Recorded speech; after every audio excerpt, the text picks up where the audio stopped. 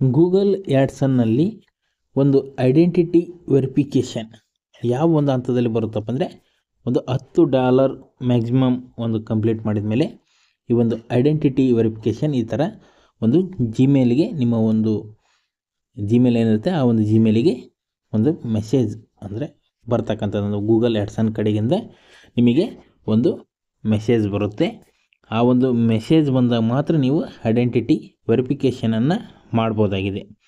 ಈಗ ನೋಡ್ಬೋದು ನಮ್ಮ ಒಂದು ಯೂಟ್ಯೂಬ್ ಚಾನಲ್ ಒಂದು $10 ಕಂಪ್ಲೀಟ್ ಮಾಡಿರ್ತಕ್ಕಂಥದ್ದು. ಈಗ ನೋಡ್ಬೋದು ಈ ರೀತಿಯಾಗಿ ವೆರಿಫೈ ನೌ ಅಂತ ಬರುತ್ತೆ ಗೂಗಲ್ ಆ್ಯಡ್ಸನ್ ಕಡೆಗಿಂದ.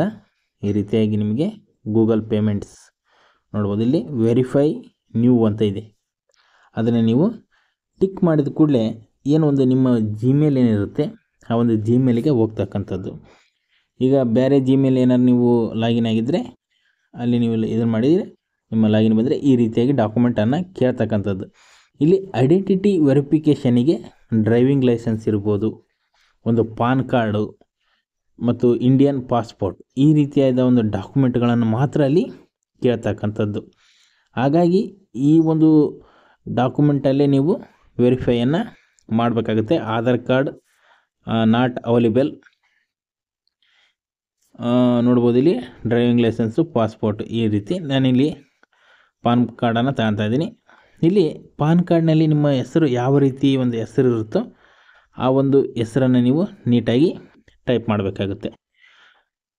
ಅಂದರೆ ಒಂದು ನಿಮ್ಮ ಐಡೆಂಟಿಟಿ ವೆರಿಫಿಕೇಷನ್ಗೇನು ಆಯ್ಕೆ ಮಾಡಿಕೊಂಡ ಒಂದು ದಾಖಲೆ ಇರುತ್ತೆ, ಆ ದಾಖಲೆಯಲ್ಲಿ ಯಾವ ರೀತಿ ಒಂದು ನಿಮ್ಮ ಹೆಸರು ಇರುತ್ತೆ ಆ ಹೆಸರನ್ನು ಹಾಕಿ ನಂತರ ಟೈಪ್ ಆಫ್ ಏನು ಟೈಪ್ ಇರುತ್ತೆ ಆ ಒಂದು ಟೈಪ್ ಆಫ್ ನಿಮ್ಮ ಒಂದು ಪಾನ್ ಕಾರ್ಡನ್ನು ನೀವಲ್ಲಿ ಅಪ್ಲೋಡನ್ನು ಮಾಡಬೇಕಾಗುತ್ತೆ. ಇಲ್ಲಿ ಅಪ್ಲೋಡ್ ಮಾಡಿದ ನಂತರ ನೀವು ಮುಂದಿನ ಪ್ರೊಸೀಜರ್ ನೆಕ್ಸ್ಟ್ ಪ್ರೊಸೀಜರ್ಗೆ ಹೋಗಬೇಕಾಗುತ್ತೆ. ಇಲ್ಲಿ ನೋಡ್ಬೋದು ನೆಕ್ಸ್ಟ್. ಈಗ ಫ್ರಂಟು ಮತ್ತು ಬ್ಯಾಕ್ ಎರಡು ಆ ಒಂದು ಐಡೆಂಟಿಟಿಯ ಒಂದು ಫೋಟೋವನ್ನು ನೀವು ಇಲ್ಲಿ ಅಪ್ಲೋಡ್ ಮಾಡಬೇಕಾಗುತ್ತೆ. ಇದನ್ನು ನೀಟಾಗಿ ನೀವೊಂದು ಫೋಟೋವನ್ನು ತೆಗೆದಿಟ್ಟುಕೊಳ್ರಿ. ಫ್ಲ್ಯಾಶ್ ಲೈಟ್ ಆನ್ ಮಾಡೋದು ಮಾಡಿ ಫೋಟೋ ತೆಗೆದು ಮಾಡಬೇಡಿ. ನೆಕ್ಸ್ಟ್ ಅಂತ ಕೊಟ್ಟ ಕೂಡಲೇ ನಿಮಗೆ ಒಂದು ಅಡ್ರೆಸ್ ಏನಿರುತ್ತೆ ಆ ಒಂದು ಅಡ್ರೆಸ್ಸನ್ನು ಕೇಳ್ತಕ್ಕಂಥದ್ದು. ಆ ಒಂದು ವಿಳಾಸವೇನಿರುತ್ತೆ ನಿಮ್ಮ ಒಂದು ದಾಖಲಾತಿಯಲ್ಲಿ ಯಾವ ರೀತಿ ವಿಳಾಸ ಇರುತ್ತೆ ಆ ಒಂದು ವಿಳಾಸವನ್ನು ನೀವಲ್ಲಿ ಟೈಪ್ ಮಾಡಬೇಕಾಗುತ್ತೆ. ನೀಟಾಗಿ ತಪ್ಪಿಲ್ಲದಂತೆ ನೀಟಾಗಿ ಟೈಪನ್ನು ಮಾಡಿ. ಇದು ಗೂಗಲ್ ಆ್ಯಡ್ಸನ್ ಕಡೆಗಿಂದ ನಿಮಗೆ ಐಡೆಂಟಿಟಿ ವೆರಿಫಿಕೇಷನಿಗೆ ಮೇಲ್ ಬಂದ ಮಾತ್ರ ಮಾಡಬಹುದಾಗಿದೆ. ಈಗ ಇಲ್ಲಿ ನೋಡ್ಬೋದು, ನಿಮಗೆ ನೋಡ್ಬೋದು ವೆರಿಫೈ ಸಕ್ಸಸ್ಫುಲಿ ಅಂತ ಬಂದಿರತಕ್ಕಂಥದ್ದು. ಈ ರೀತಿಯಾಗಿ ಆ ಒಂದು ಸಕ್ಸಸ್ಫುಲಿ ಆಗ್ತಕ್ಕಂಥದ್ದು. ಇಲ್ಲಿ ನಿಮ್ಮ ಒಂದು